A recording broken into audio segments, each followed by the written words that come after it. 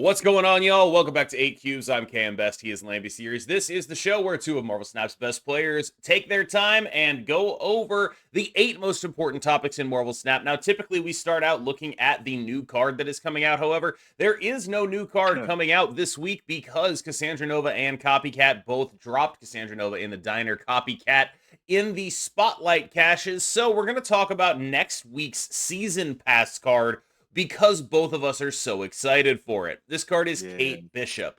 Kate Bishop is a 2/3 that generates 2 random arrows to put in your hand. These arrows there are 4 different options at the current moment, and I believe, if I'm not mistaken, they are the Pym Particle Arrow, which is Ant-Man, a 1 cost that gains only 3 power when you play it when it is at a full location. There is a basic arrow, which is Hawkeye. That is, again, gaining 3 power. A 1 that gets an on reveal that it gains 3 power when you play a card at that location the next turn. There is a grapple arrow, which is a 1/3 that moves the card that you play after it into the location of the grapple arrow.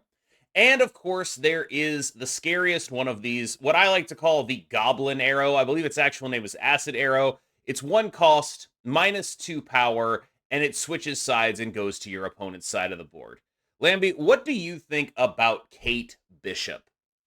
Right, so I just want to start by saying I had the tab open with all the arrows on my other screen, and you hit every single one like nail on the head. Like it was perfect, like effect and perfect like name as well. Perfect. Can you tell So I'm excited for this card? yes, I can tell you're very excited for this card. I can also tell you that I'm very excited for this card. Like this might be the card that I'm most excited for that has not even released yet. Like normally I become very excited for cards as they are close, right? This is like 2 weeks away, and I was excited for this like 2 weeks ago. It's like 1 week away. Because like by the time this comes out, it'll be like a week before it comes out. Yeah. Yeah, I've been excited by this card for like a month. Like after Arishem, I was like, "What's the next card?" And I scrolled through stuff, and I was like, "Okay, Kate Bishop's the next thing I want to buy. I want it for the season pass." Yeah, this card is like it opens a literal new dimension to gameplay. Like, firstly, firstly you generate 2 random arrows, right? Like, and all of them has like very specific use case, and none of them are actually bad, right? And it costs 1. So, firstly, you get 2 1-cost things that are all good. And what does that mean, right? 1-cost things, little things, you can play them in bounds, right? It's just like stuff you can put in bounds, and then like just like fuel your bishop, fuel your monkey, fuel your sage, fuel your whatever, right? Like it's just so convenient. They are 1-cost cards, and all these 1-cost cards, like you said, the acid arrow, the goblin arrow, probably the scariest one of them all. But at the end of the day, even the grapple arrow as well it's kind of like you can juke, right? You can do some like crazy stuff with it. And obviously the basic arrow and Pym arrow is more obvious. It just gives stat buffs and stuff like that. But the thing is, your opponent can never really plan for this, right? It's like kind of impossible, especially like the acid arrow. If you think about it, like, can your opponent realistically say like, oh, are they gonna randomly clock me here with a 1 -2? Like, I don't even know if they generated the card, right? Like, how do they do that? And one more thing that I think is we didn't talk about. Hawkeye Kate Bishop, she's a 2/3. Like, she's Yes. good stat line for a 2-cost card. And like outside of drawing her exactly on turn 6, which means you can't use the arrows, I feel like anytime you draw her and you need a specific outline, you're like, okay, I need to clock my opponent next turn. Let's play Kate Bishop to try and find that arrow. I think it's like a realistic possibility because this is what I would like to call curated RNG, right? There's only 4 options, right? There's only 4 options. You realistically can be digging for this. It's not like digging through an Arishem deck of 12 random cards, right? It's like digging literally for only 4 specific options. They are so cheap anyway. They fit into so many curves. You can really tell that I'm very excited about this card because I've just been going on and on and on and on and on and on and on, and I still have more to say, but I think we need to save that for like maybe next time when we talk about this card again. There is one thing that I wanted to highlight. You talked about it in bounce. I don't think this is a bounce card. I'll tell you, I think this card is a Theena card. One of the main issues I run into with Theena decks is I do not draw Kitty Pryde, and thus it is very hard for me to do my X+1 game plan. This card gives you multiple ones. That's a really big deal. Like, this card is now a good card that a lot of Theena decks are predicated on. We're only going to run good cards, right? But it's a good card that fills out your curve when you don't have Kitty Pryde. It's very easy to mix stuff in there. Of course, when you do have Kitty Pryde, it's not doing anything, right? It's not going to be you have to choose between it and Kitty Pryde. But I do wonder if this card ends up being just better than Kitty Pryde in a lot of decent situations that you're going to run into with the Theena deck, because a lot of the time, like, I would rather play a Goblin Arrow than any Kitty Pryde basically all of the time. And there's already like a White Widow sub theme in some of these decks. There are Theena decks that are playing like White Widow and Viper Hood. Like, there's stuff that you can do to make this Clog sub-theme really strong, and Kate Bishop will help with that. Can I just add like a few more things because I actually have like 10 more things to add, but I'll just Oh. add a few. So I feel like this could be best in slot alongside Jeff. Like I think it's that good. Like I think this card you could play in any deck and you cannot ever say it's like bad. Like is this 2/3 card that gives you 2/1s ever gonna be bad? It's probably never gonna be bad, right? There's gonna be a way to use the arrows no matter what. And also like I feel like this is a very Snowguard-esque card, right? So then this could just be 2 cards for Loki as well. Like if you Yeah. think about it. It's one of those cards as well, right? This goes in everything, man. Like Kate Bishop is like 10 out of 10, and I don't even know what she does like in play because I've never played the card, but I think she's just straight up 10 out of 10. We'll see. Next up is Cassandra Nova, who has put the entire metagame on notice. This card is like a 3/7 base when you play her on turn 3 in any matchup. She farms Arishem, and because Cassandra Nova has come out, we have been able to see some actual movement in the metagame. Cassandra Nova has put Arishem very far down. Not very far down. It's still like one of the best decks, but it's under control in a real way now. And I do think that it might be problematic long term. I hope they do something about that because Arishem ends up being this thing that you sort of either you run tech for it or you hope your opponent is running tech for it. And so I do think it'll end up under control. It's just right now the dynamic is not wonderful because if you aren't running Cassandra and you're playing a deck like Sandman or whatever, you just get run over by Arishem, even though that deck is good into all the decks that are running Cassandra. And so you end up in a sort of awkward metagame triangle. I don't think there's anything wrong with that. But the point here is Cassandra Nova is maybe the best card they've made in the context of the metagame it released in like 6 or 8 months. And they're giving it out for free. And that is actually crazy to me because there are 2 things that I wanted to address here. The first is I think it's a bad idea to create a problem and sell the solution. I think it's a bad idea. And the second thing is, I think it's one of the major reasons why people are stressing so hard about the diner. Why people are freaking out and why people are like, I have to finish this 5 days in instead of 14 days. Because the diner is designed to be a 14-day game mode for most people. And nobody is actually happy with it being a 14-day game mode with this kind of impactful card stuck in the reward track.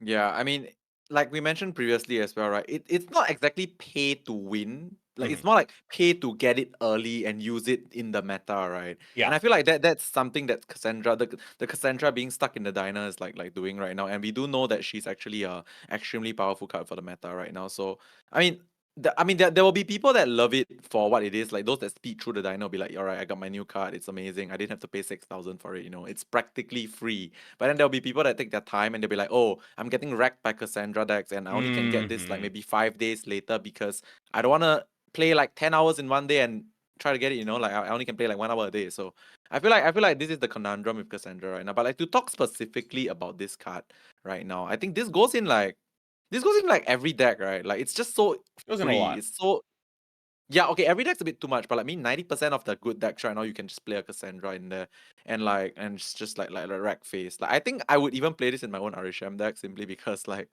it's just 3 cards. If you draw it, win the Mirror of Swords, you know? It's just like another kind of Dark Hawk sort of card. So yeah, this card really well positioned right now and can't wait to see. Honestly, I'm very excited and curious to see like if we shift away from like an Arishem based meta, will this still actually see play in like enough decks for it to be good? I think it is the kind of card that eventually gets cut, right? Like if you're Right. looking at Theena mirrors, there are usually going to be better options than Cassandra, all else held equal. But if you're looking at a wider metagame, I do think she goes in all the Theena decks right now, basically. She goes in all the bounce decks, she goes in all the Theena decks, she's doing all of that stuff. You want her in there because of the way she enables you to beat the crap out of Arishem. And I think right now, when we talk about like what the best decks in the game are right now, my instinct is the best deck in the game is the move deck with Cassandra, where you just have like your Theena move package, and then you also have Cassandra. I have never felt like such a bully playing that deck against Arishem, because not only do you have Cassandra, their Dr. Octopus just doesn't do anything. It's just not a card, because you have Kitty Pryde, you have Jeff, you have Nocturne. Some people are playing Vision and Nightcrawler. You have all this stuff. They Doc Ock you, and you're just like, oh, okay, that's actively good for me. And so you're built against their strong suits. And also when they don't have their strong suits, you just play a 320. And that's pretty good too. Yeah, the idea of that deck is really just cool, right? Like it's like it runs the counters to Arishem, and it also runs the counters to the cards that are the Arishem deck text, like the Doctor Octopus, right? Yeah. You just almost never get clocked. Really, really like the idea of that one right now. Next up, let's talk a little bit about Theena, because there's like, what, 5 different Theena decks, and they're 7. all kind of the same deck, but they're all doing different things, and they're all, like, it's different degrees of teching. The way I think about every Theena deck is they all run on a spectrum from beating Arishem to beating other Theena decks, and Mhm. that's kind of like, you just have to pick where you want to exist on that spectrum, based on the metagame you're seeing. The ones that beat Arishem the hardest are the ones that still run Darkhawk. The ones that beat the other Theena decks the hardest are right now are the move decks as well. I think the move Theena deck is like the one that sort of best encapsulates what the metagame is at right now. It's good Agreed. into the other Theena decks. It's good into Arishem. There's not really a ton to worry about. But like, there's been a rise in Sandman decks. There's been a rise in Bounce decks. Both of those are good into the move deck. And so you end up in an interesting situation where you're going to have to, if you're going to pick up this archetype, you're going to have to keep moving with the metagame as it changes, as it evolves. What do you think about Theena decks right now? Yeah, I want to start by 100% agreeing on the thing whereby you said that the move Theena decks are actually like the best version of the deck right now. Because in my personal opinion, like, yes, you can like Omega beat Arishem by running Darkhawk and Cassandra, right? But like realistically, you're already running a 12 card deck, and like you will see your Cassandra more often than not. So you probably don't really need the Darkhawk as well to beat the Arishem decks, right? And by cutting the Darkhawk related stuff, you free up your deck to play more like low cost and compact like cost stuff. So you have like more flexibility versus the mirror and like other random things that are not Arishem, you know. So I feel like at the end of the day, like being a bit more flexible into the decks that are meant to counter Arishem, which is your own move slash Cassandra like move deck.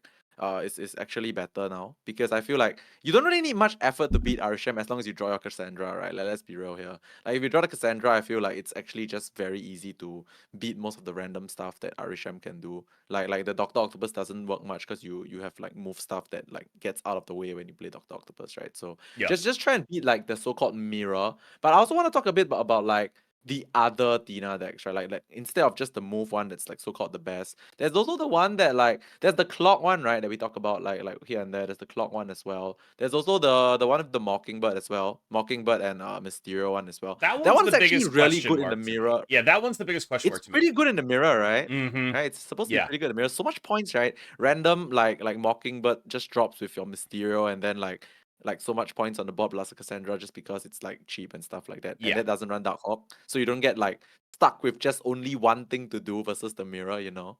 I do think that it's possible that one ends up as the best one in the mirror.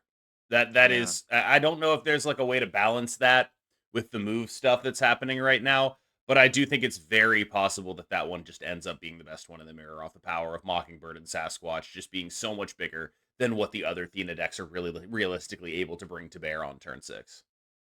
Yeah, I think like honestly, it might just be the case, right? Because like in the past when it was just like no Arishem, just Theena decks versus Theena decks, the ones that were the most popular at the top of the ladder were always the ones with the Mysterio, Mockingbird, and Sasquatch. So that could just be the case again, you know, with Theena versus Theena. It's possible. So we've talked a lot about Cassandra Nova and how she beats the crap out of Arishem and how Arishem isn't all that bad, but like I do think we should sort of put a grain of salt on that. Like, Arishem is still probably one of the 3 best archetypes in the game. Like, Yes. this is still a very powerful, fundamentally strong thing to do. There's not anything nearly as bad about Arishem as there was, a couple weeks ago, but it is still a fundamentally strong, reasonable, powerful thing to do that is going to set the bar rather than being the best deck and saying nothing can beat me. It is now sort of like you must be this tall to ride, because there are decks where if you run Yeah. into Arishem, you will just be like, oh, I lose, right? Like I'm playing Cassandra Nova in my Sandman Curve deck right now. And the Sandman deck is super well positioned into the bounce decks, into the Theena decks, a lot of good things going on there. But it's incredibly poorly positioned into Arishem, which is way better than you at playing one card a turn. And so there's this whole thing where it's like Arishem is still this specter looming over the meta that is preventing things from really truly evolving, because we could be moving towards this Theena thing and then from there into like a Sandman thing, or maybe into a bounce thing and then into like a Sandman thing. Who knows? But as is, that's not really happening because it's so punishing to play Sandman into Arishem, which is still real. Yeah, the funny thing is I'm still doing it, and I think it's good right now. I'm still running actually Sandman in my Arishem deck as well. I'm running my own Sandman in the Arishem deck as well because, like you said, right? Because you play your bigger things ahead of curve Yeah. compared to like the Theena decks, right? So by the time turn 5, normally what the Theena decks want to do is like they want to go like Cassandra plus something on the final turn, right? And then you just die. But then if you limit them to just one thing, you know it's gonna be just the Cassandra, and then you can just like try your best to like win the other locations because like your on average, you would have more power on the board first before the final turn, right? Because the final turn is where they just outright beat you with all their cheap and powerful stuff. Possible. So yeah, so that's why I'm still running Sandman along with the usual suspects of like Dog Ock and Leech. Like all the disgustingly annoying cards in one deck. And we just choose the one that's the most annoying at that point in time. So yeah, that's my take on Arishem right now. But yeah, I do think Arishem in general is a very under control archetype right now. Like I don't think people have been crying for it to be nerfed as much ever since Cassandra has been like Mhm. into the released into the game. You know, I know there's still some people that like ask about it, but like I do think that like there's like so many ways to, but when I say so many ways, I mean there's like so many different Theena decks you can play to beat Arishem right now, you know. So yeah, I think the meta's in a decent place, right? Like you can play lots of decks that, well, I mean it's either Arishem or Theena style decks, but there's lots of Theena decks, so I guess you're fine. So let's talk about how to beat Theena. I want to direct this conversation in two ways mostly. The first one is bounce decks, which are just looking to do more points in a more focused way. That can be, bounce Darkhawk decks, bounce Ajax decks. Cassandra Nova is usually in there because Beastinger copying Cassandra Nova with Nico is pretty insane. Mm-hmm. You have a pretty reasonable matchup into Arishem, but you also have a pretty reasonable matchup into these Theena decks. You can talk about maybe the Mysterio Mockingbird Sasquatch stuff. There's also potentially like a normal bounce deck with Hitmonkey and Sage that is just like the numbers are too big for the Theena decks to realistically batter or to realistically combat. But on the whole, the way to beat these decks seems to be twofold. Method number one: throw priority and have a bunch of points and or interaction. That's one way to do it. Method number two: keep priority and Sandman leader them or something like that. That'll work too. Mm. And those are the two real strategies I have against Theena right now. Yeah, so I like the first one the most, the so-called beat Tina with like the better Tina deck in the mirror, right? I think Mhm. it's really, in my opinion, off the top of my head, it's just gonna be like the Mysterio Sasquatch Mockingbird one, and of course you have your own Cassandra in there for the Arishem matchup as well. You do on average a bit more points than the other Tina decks, right? But I think the fun question here is like, what is the non-Tina deck that legitimately beats the Tina decks, right? Like you said, Sandman leader. I think And I think to a bounce, certain yeah. extent. To a certain extent, yes, and bounce, because bounce is just points and more points, right? Is there more? Is there like another thing that is like able to be played in the meta right now? I'm thinking about all those random things that I haven't thought about for a long time, like discard, destroy. Like, are those things ever relevant again No, right now, you know? no. I can tell you Destroy is not. That deck has gotten, as the metagame has gotten more and more powerful, as you've discovered more and more things, Destroy has gotten worse and worse by comparison because it's just the same deck. Okay, true. Yeah, destroy hasn't changed in like a year, pretty Yeah. much, right? And discard, I actually think, discard can compete on points some of the time, but it ends up being a little bit too telegraphed such that its cube rates are awkward, where it's like they know Yeah. exactly what you're going to do, and either they're going to have a 50-50 or they're going to win 100% or they're going to lose Mm-hmm, 100%. mm-hmm. And that makes it very easy to snap and retreat against, which is an awkward spot for any deck to be in. But I do think on baseline, it has the power necessary to compete. It's just Exactly. not well positioned in terms of, if you have the power necessary to compete, why would you play the deck that's super telegraphed as opposed to the deck that isn't? Yeah, I'm just trying to like rack my brains for like potential options. And I think one reason why like this card popped out in my head right now also is because like I'm not saying that it's like the best option, it's just like another option. Is because like Red Guardian has like sort of disappeared from the meta, As right? And Red Guardian was like the number one Mobius killer, the number one Dracula killer, you know. So I mean like as much as it's telegraphed, I would say that like this card has like the most amount of like uninteractability right now, assuming Red Guardian doesn't come back. So I feel like it's one of those things that like if you really don't want to play like all the main mainstream stuff, maybe this is something you can consider. Low cube equity, but like it's like if you like that kind of style. So Theena has sort of killed and or cannibalized like every other mid-range deck. You can play Silver Surfer. I think it's probably worse than Theena. You can play a Cersei thing. I think it's probably worse than Theena. The gap between the power in the early game of Theena mid-range and every other mid-range deck is actually pretty big. And I guess I wanted to bring up, do you think that's a problem? Do you think it's okay? Is that something they're going to have to address? Or is this a fun, functional, not too strong core for mid-range decks to be built around? Because right now, I know this is weird, but like Thena's the new Angela, right? And yes, Angela is still in those decks, but this is the card that's just like, oh, this is in every mid-range deck. This is defining what a mid-range deck looks like.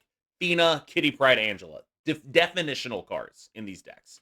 And that is at a kind of an awkward spot, right? Like, is that how they want the game to be? What do you think? I was literally gonna open with like Theena is the new Angela right now because that's exactly what I was literally gonna say that. But yeah, but so Theena is the new Angela right now, like you said. And to be completely frank, I feel like we keep saying like, oh, there's like 8 Theena decks, right? It's just, but the thing is, it's not even 8 Theena decks. It's just 8 decks right now. There's 8 playable decks that use a good early game. And what is the good early game? The best one is Theena, right? So like calling them Theena decks sometimes makes me feel a bit weird as well because they're just 8 good decks that have like the same good early game. So I feel like it's fine for now because there's a lot of like variations, right? Like your low end 3 to 4 cards is all the same. Then there's 8 cards, 6 to 8 cards that's like completely different from each build. So I think that's actually decent amount of variation, right? I mean, Marvel Snap is a 12 card deck. 12 card deck game anyway. So like I feel like that's decent variation. But I feel like if they really want to like stop this from happening, they can do something to Theena, make her a bit more unplayable. Then we have a new kind of variation. But personally, I feel like the variation now when there's like a good early core that everybody plays and the top end is completely different, I think it's completely fine. It's like 8 different things that use the same early core, but it's different at the end of the game. So like I feel like it's fine. I wonder how much all of these decks are playing cover for each other because their opponents aren't sure which one they're on. And so, like, it creates ambiguity in the end game to some degree. I really wonder about that because, like, yeah, I think, we talk about, like, there's so many Theena decks. I think right now there's, like, 3 different builds that are realistic. There's the Move build, there's the Darkhawk build, and there is the Move build, the Darkhawk build, and the Mockingbird build, right? And, like, those are, like, there are other builds, obviously, and there's, like, variations of, like, 1 and 2 cards between those archetypes. But I do think they are fairly distinct archetypes as much as people might get mad at me for that. Now to an actual potentially serious issue. I wanted to talk about how striated the metagame has become.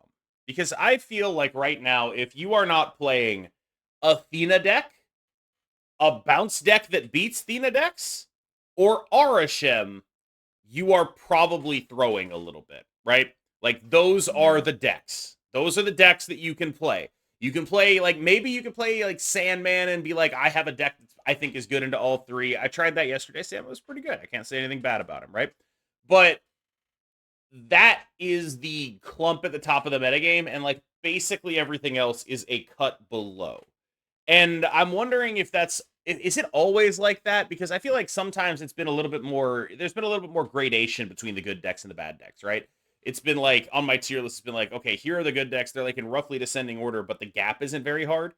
But the gap seems pretty big to me. Like, the gap between a Theena mid-range deck and a Cersei mid-range deck, that's a big gap. The gap between an Arishem deck and, like, I don't know, Destroy, enormous gap, right?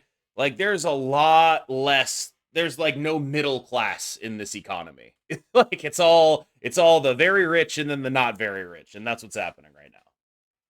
Yeah, so this is a very funny meta game and a very interesting situation as well. Because so let's start with the like complete bottom tier stuff first, right? Like I guess you can put like high evo and destroy all the way at the bottom. No one is playing those kind of stuff. Then the middle is like you said, right, a bit barren because then what is the middle anyway? Like the top is so defined. The top is like 5 different Theena decks, the Arishem stuff, the bounce, and all that kind of thing. But like at the end of the day, if you think about it, right? There are also like tiers to the Theena decks. Like we mentioned earlier as well, the Theena decks themselves are actually like just actually they're all actually different decks. It's just that they run the same early game, right? They're actually different decks. So we can look at it this way in the sense that like there's a very defined bottom tier, there's practically nothing in the middle, and at the top you can play 10 different things. I mean 10 different things of which 7 run Theena, but like they're all very different to begin with, right? So I guess I honestly think it's really very fine because you literally can cherry pick your top deck, like your top few decks that you want to play, and then mess around with the final few cards in the deck. So I actually think it's actually really okay. I like this though. I actually like the current meta right now because like yes, we are all running Theena in the not Arishem stuff, but like it's like Theena and a lot of different styles of Theena like decks, you know. So I think this is perfectly fine. Obviously, if they want to change it up, they can. They can just nerf stuff, buff stuff, and then we get a new thing again. But for now, I'm actually kind of comfortable playing into like what we have right now, you know, because I know I'm gonna be playing meta, I'm gonna be playing Theena or Arishem. But when I get bored of Theena A, I can play Theena B, Theena C, Theena D, or like I can just play the bounce deck that should just beat all the Theena, you know. So there's actually kind of a lot of things to do if you want to climb, or you could just try hard and play this card or whatever. But like, you know, there's stuff to do. My comments are gonna get so mad at you. They're gonna be like, Lamby, I don't own Theena. What am I supposed to do? It's Oh, yeah, but yeah, I don't necessarily disagree with you. I do feel like a lot of that is because we were previously in like a 1 deck meta, and now we're in like a 3 yeah. or 4 deck meta, and we're like, oh my god, this feels so good. Now we can actually do other things. But yeah, so it's definitely better than the Arishem meta, but there are still some notable striations, and I'm hoping they're able to like smooth that out, get the middle class going, get destroy some help or something. I don't really know. It's Deadpool versus Wolverine season, and Deadpool's just chilling, being terrible right now. Yeah. Before your comment section gets mad at me, I can obviously say something that makes a lot of sense right now, right? So because there are like so many possible good Theena decks, it makes your choice of buying the Theena now perfect, right? Because if you buy the Theena now, you access 5 to 6 very good decks, you know? So it's actually value for money. That's my pitch. Alright, you And guys can get mad. You there's guys can get mad if you're still mad. you're almost certainly going to have access to one of those end games. It might not be the best end game, but Exactly. you're almost certainly going to have access to one of those end games. Yeah, the Dark Hawk, Yeah. the Clog, whatever, man. So for those who are unaware, I participated in Marvel Snap Conquerors Deadpool's Deadpool Domination.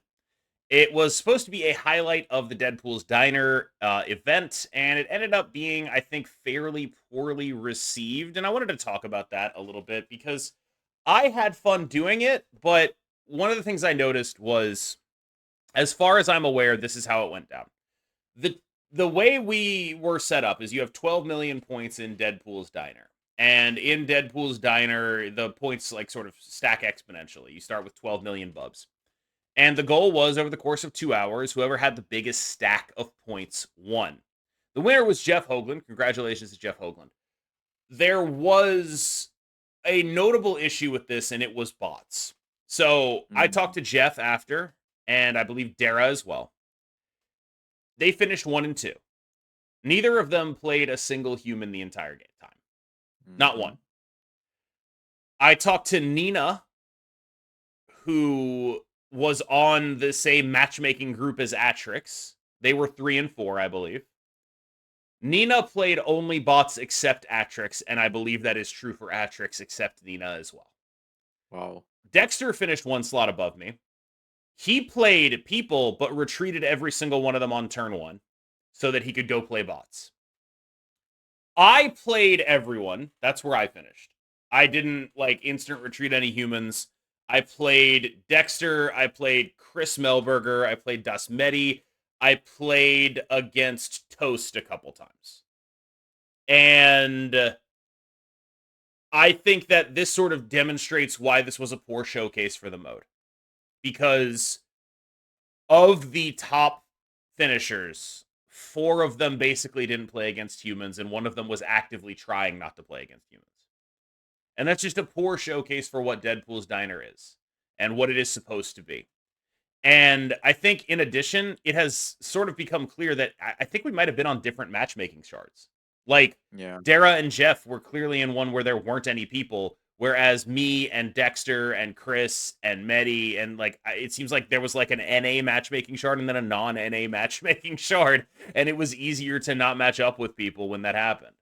So, on the whole, I had a blast playing in the event, but that's because I basically specifically decided I'm not going to try to exploit this in any way. If they show up, they show up. I'll play them. but I'm going to be playing against the humans too. And that was really fun for me. I got to make some cool plays. I got to play against some cool people.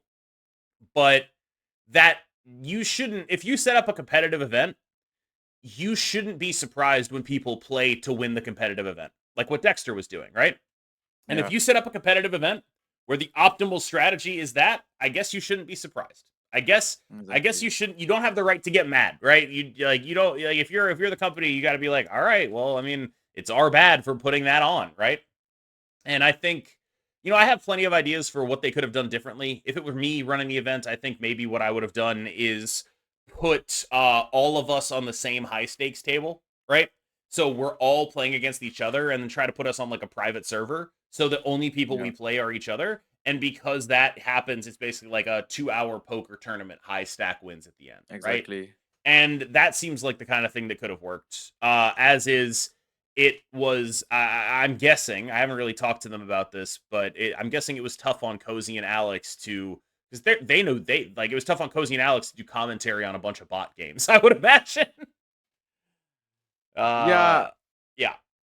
I mean, okay, I don't have really much to add, but like I have a few things to say based on what you've said, right? So first thing is, I agree that if the event has a certain level of stakes and people are supposed to play to win, and there is a exploitable system that wasn't technically illegal and wasn't pointed out to be illegal, like let's just say the Dexter thing, right? He just didn't want to play against humans. Yeah. I don't think he actually did anything wrong. It's literally like that's the thing that they let you do, and then you can do it if you want to do. So like, it's kind of weird, but like my first thought was like, didn't they realize that there would be bots in the system? like why did they not like, isn't it so obvious? Like if you test it once, you will know there are bots, that kind of thing. So to me that was the first thing that came into my mind. And then the second thing that came into my mind was like, I don't know, man. I don't want to say too much, but I just feel like it just felt like this event felt okay. Nothing to do with like me not being in the event or what. People will definitely say something like, "Oh, you're saying this just because you're not in the event." No, You are nothing though. to do. It's true. No, You are. no. This is all. Don't disregard all criticism he has. He's just mad. No. It's just mad. He's not. No. I expected not to be in this one, but anyway, the thing is, like to me, it's like, why not just test it a bit more? Like it felt a bit like let's just get this done with ASAP. It just felt a bit like that. I don't know if this was exactly the idea, but it felt a little bit like let's just get this done with. It can't have been because they had all these players from outside Marvel Snap, right? Yeah, they clearly I know, right? like they clearly wanted this one to be good, and it's just like, man, I that is really frustrating that it wasn't to me. Yeah, like why bots? I don't know. That's my thinking. Like, why bots? All right, y'all. Thank you so much for making it through that video. I hope you enjoyed another episode of Marvel Yap. I have been KM Best. He has been Lamby Series. He's about to take us out right now. Thank you so much for being here. Hope you like this episode. Like, comment, subscribe, and we'll see you guys on the next one on my channel. Bye-bye.